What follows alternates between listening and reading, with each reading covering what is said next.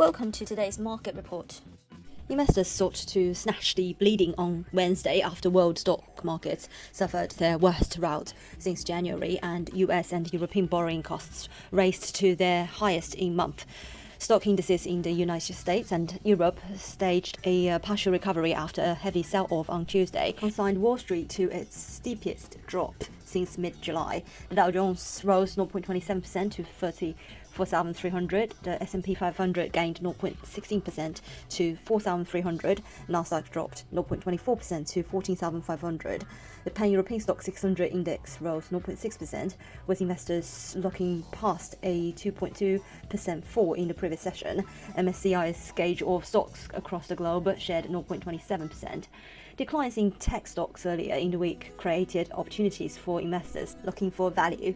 Bargain hunters have stepped into the fold today as they have swooped in to snap up relatively cheap stocks.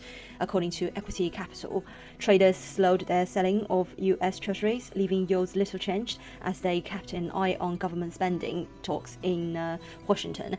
After 4 consecutive sessions in which the 10-year yield rose, the yield fell as low as 1.494% on Wednesday before finding support.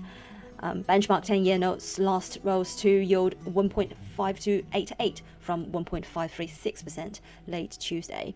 The question that will come in the next 10 days is, will the US Treasury yield keep pushing above 1.5%? The dollar rallied to a 1-year high against rival currencies. The greenback is on course for its best year since 2015, just as doubts emerge about the global recovery from the COVID-19 pandemic, and Washington is bogged down in debt ceiling talks that could lead to a government shutdown. Gold fell to its lowest in 7 weeks on Wednesday as the dollar advances. Spot gold dropped 0.5% to $1,725 per ounce. Gold futures settled 0.8% lower at $1,722. Oil prices dropped, having broke through $80 per barrel for the first time in nearly 3 years the day before. US crude oil futures settled at $74.83 per barrel, down 0.6%. And Brent crude futures settled at $78.64 per barrel, also down 0.6%. Asia stocks managed to restrict falls to 1.2%, not including Japan. The region was heading for a 9.4% decline for the third quarter, its worst quarterly performance since the first 3 months of 2020, when global markets were roiled by the initial spread of COVID-19.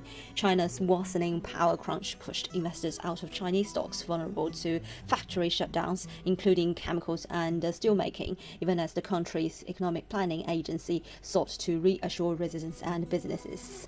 Debt-settled property giant China Evergrande's shares did leap 15% after it said it planned to sell a 0.99 billion yuan stake in Xinjiang Bank.